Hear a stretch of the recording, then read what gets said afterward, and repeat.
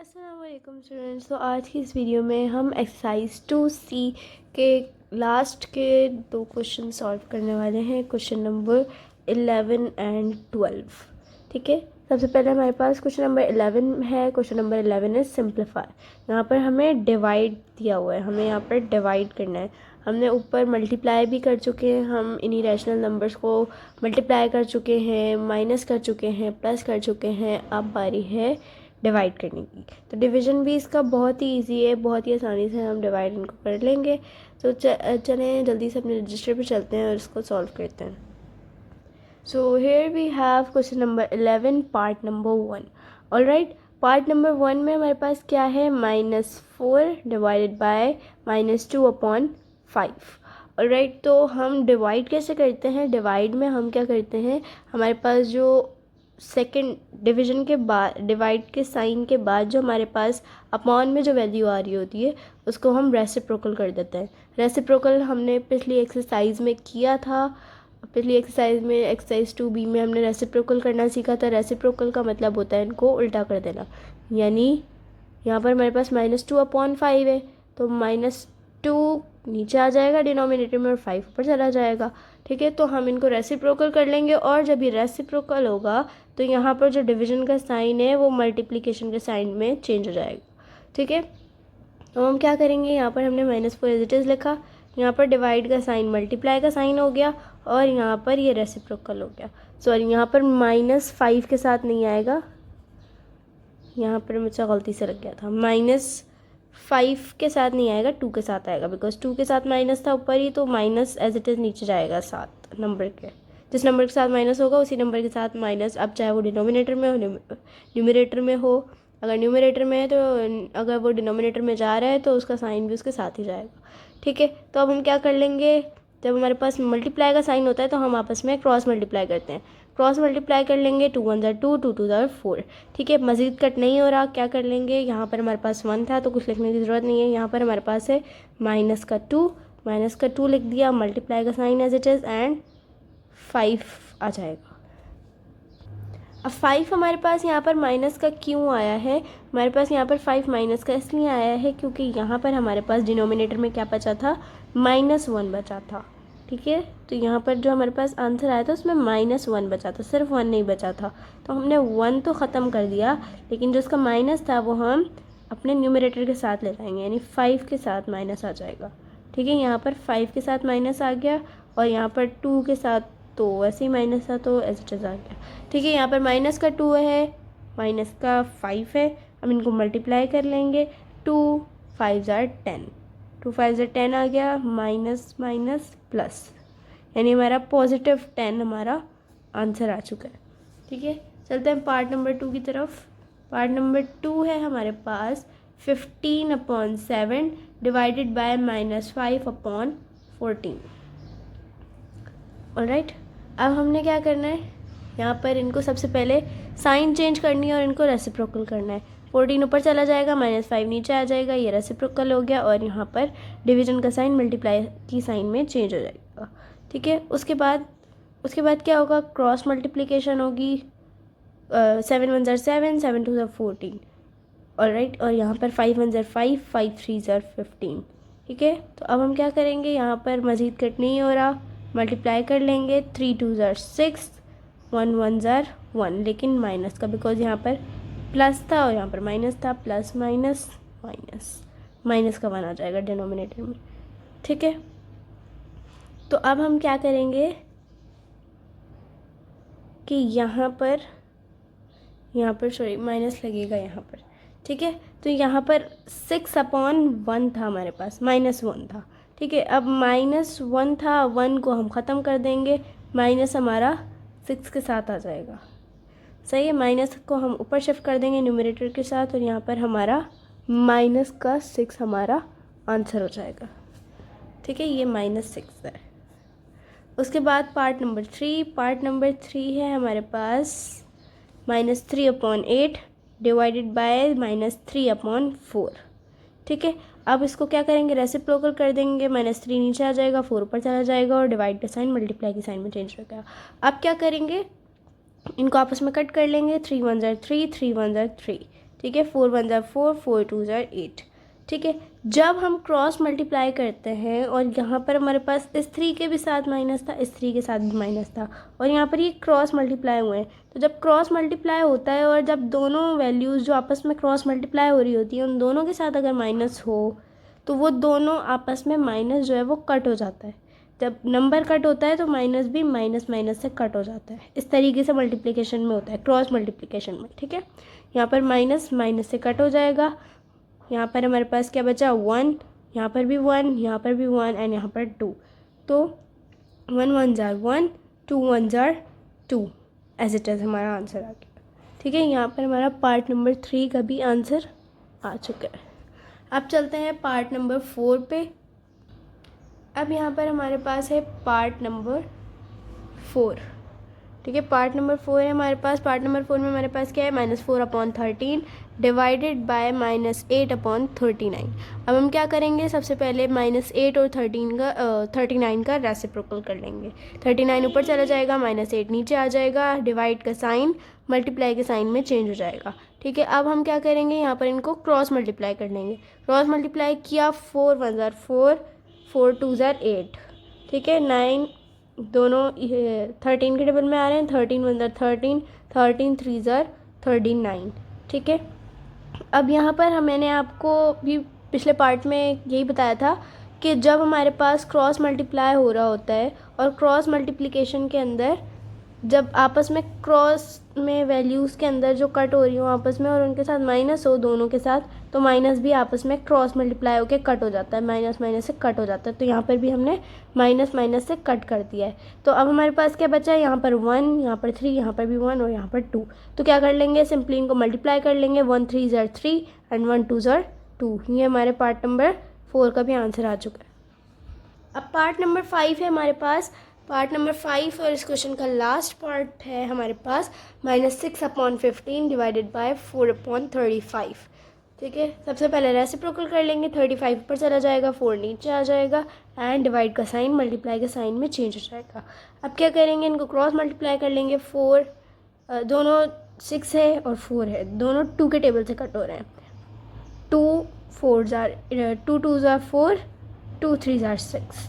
ठीक है, यहाँ पर 15 दोनों 5 के टेबल से कट हो रहे हैं, तो 5 3 ज़ार 15 एंड 5 7 ज़ार 35।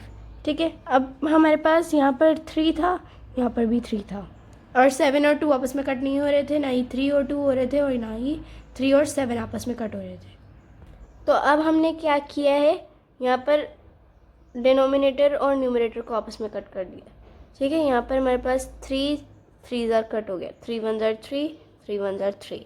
अब यहाँ पर हमारे पास माइनस था, सिर्फ इन 4 वैल्यूज़ के अंदर हमारे पास सिर्फ 6 के साथ माइनस था, 6 के साथ माइनस था, तो यानी ये जो हमारे पास ऊपर जो 1 आया है ना, इसके साथ हमारे पास माइनस है।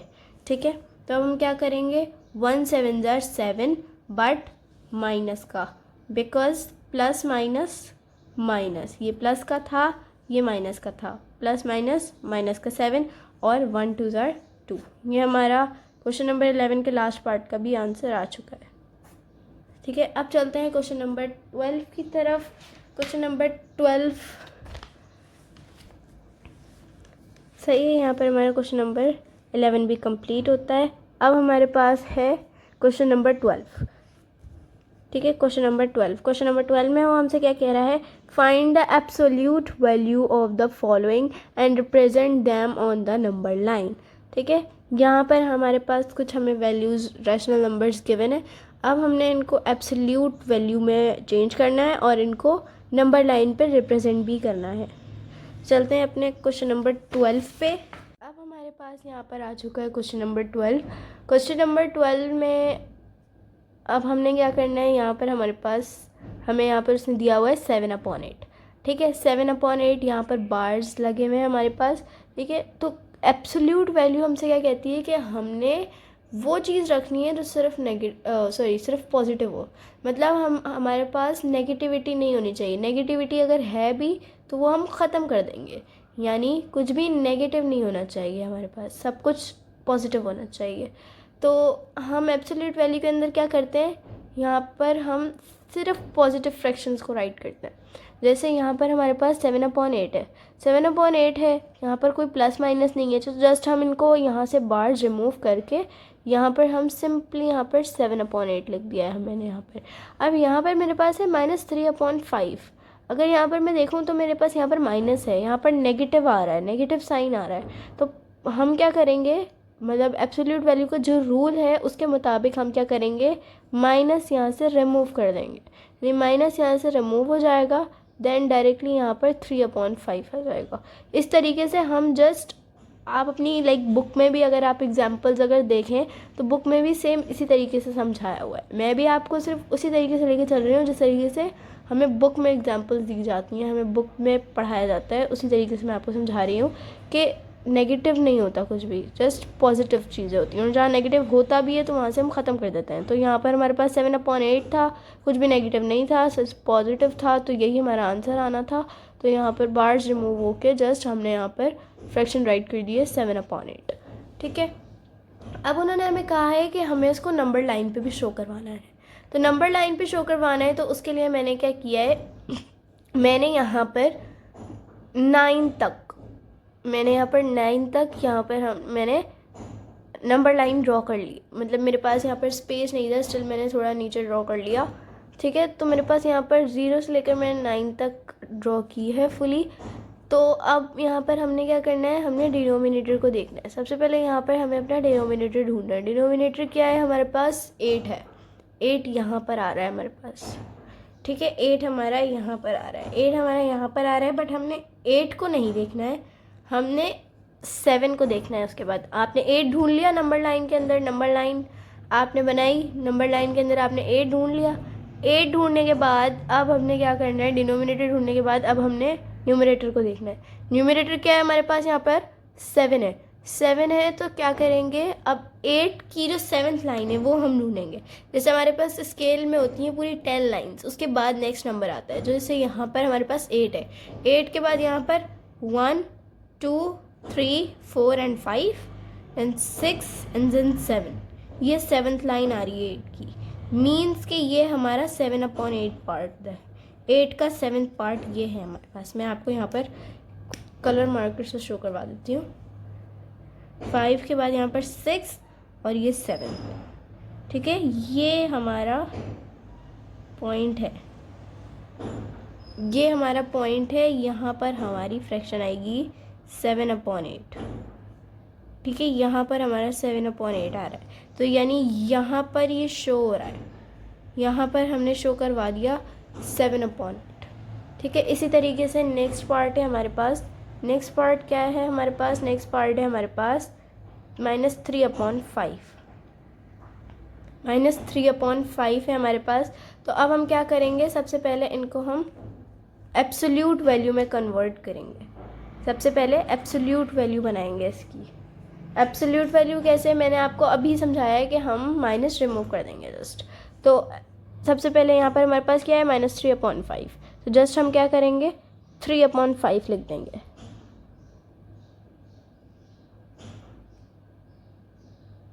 ठीक है, यहाँ पर हमारे पास आ चुका है 3/5। यहाँ पर हमने माइनस रिमूव कर दिया, बार्स रिमूव कर दिए, बार्स के साथ माइनस भी रिमूव हो जाएगा, और यहाँ पर हमारा एब्सोल्यूट वैल्यू यहाँ पर हमारी शो हो गई है। ठीक है, अब हमने इसको नंबर लाइन में भी शो कराना है। तो नंबर लाइन में हमने कैसे शो कराना है, मैंने यहाँ पर 6 तक बना ली है। ठीक है, 6 तक मैंने यहाँ पर नंबर लाइन बनाई हुई है। अब उसने हमें क्या कहा है, हमारे पास क्या है एब्सोल्यूट वैल्यू में 3/5 है, 3/5 है। तो अब हम 5 देखेंगे, पहले नंबर लाइन में 5 हमें मिल गया, 5 ये रहा। अब 5 का 3, 5 की 3rd लाइन अब हम देखेंगे। ये 5 था हमारे पास, 5 के बाद 1 2 एंड देन 3, ये रही, मैं आपको शो करवा देती हूँ। 5 के बाद 1 2 एंड देन यहाँ पर 3 आ रही है, ये 3rd लाइन आ रही है। यहाँ पर हमारा आ गया है 3/5। ठीक है, यहाँ हमारा 3/5 आ गया है, और यहाँ पर हमने 5 शो करवा दिया। 3/5 हमने अपना नंबर लाइन पे भी शो करवा दिया और यहाँ पर हमारी एब्सोल्यूट वैल्यू भी आ चुकी है। अब चलते हैं पार्ट नंबर 3 पर। नेक्स्ट है हमारे पास 4/11। 4/11 हमें दिया हुआ है। अब 4/11 में कोई नेगेटिविटी नहीं है, तो जस्ट हम इसको ऐसे ही 4/11 यहाँ पर, यह हमारी एब्सोल्यूट वैल्यू आ गई है। ठीक है, अब हमने क्या करना है, नंबर लाइन पे शो करना है। तो नंबर लाइन यहाँ पर मैंने पूरी नहीं ड्रॉ की है, बिकॉज मेरे यहाँ पर जगह नहीं थी, स्पेस नहीं था मेरे पास इतना, तो इसलिए मैंने जस्ट यहाँ पर लाइंस लगा ली हैं और जहाँ पर जो हमारा मेन पॉइंट है ना, वहाँ पर मैंने स्मॉल लाइंस ड्रॉ किए हैं। बाकियों में मैंने स्मॉल लाइंस ड्रॉ नहीं किए हैं। आप चाहें तो कर सकते हैं अगर आपके पास स्पेस हो तो, वरना आप कोशिश करें कि बस जहाँ पर आपके पास जो आपको कहा जा रहा है ना, जस्ट उधर ही स्मॉल लाइंस ड्रॉ कर लें। अब जैसे हमारे पास 11 है यहाँ पर 11 का क्या कहा है उन्होंने, 11 4, 11 ढूंढ लिया हमने, 11 ये रहा हमारे पास, 11 मिल गया हमें। अब हमने 4th लाइन ढूंढनी है इसकी, 11 1 2 3 4, 4th लाइन। ठीक है, मैं आपको शो करवा देती हूँ। यहाँ पर हमारे पास 1 2 3 एंड 4, ये हमारे पास 4th लाइन आ रही है। ठीक है, 4th लाइन आ गई है यहाँ पर हमारे पास, यानी यहाँ पर हमारे पास 4/11 शो हो गया। ठीक है, उसके बाद नेक्स्ट पार्ट है हमारे पास -5/6।